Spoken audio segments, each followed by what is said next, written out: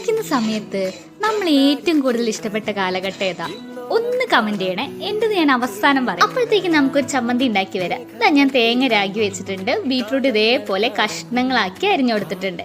എന്നിട്ട് ആ ബീട്രൂട്ട് ഒരു ജാറിലേക്ക് ഇട്ട് കൊടുത്ത് 2 പച്ചമുളകും ഇത്തിരി ഉള്ളിയും ഒരിത്തിരി പുളിയും കൂടി ഒന്ന് ആഡ് ചെയ്ത് ഇത്തിരി കരിവേപ്പിലയും കൂടി ആഡ് ചെയ്ത് ഒന്ന് നന്നായിട്ട് മിക്സിയിൽ അടിച്ചെടുക്കാം. വല്ലാണ്ട് അരയണ്ട, ഒരു പാകരവ് അത്ര. എന്നിട്ട് ഇതൊരു ചട്ടി വെച്ച് അതിലേക്ക് ഇത്തിരി വെളിച്ചെണ്ണ ഒഴിച്ച് കടുകും ചുവന്ന മുളകും കരിവേപ്പിലയും കൂടി ഇട്ടിട്ട് നമ്മൾ അരച്ച് വെച്ചത് നന്നായിട്ട് കൈ വിടാതെ ഇളക്കി കൊടുക്കാം.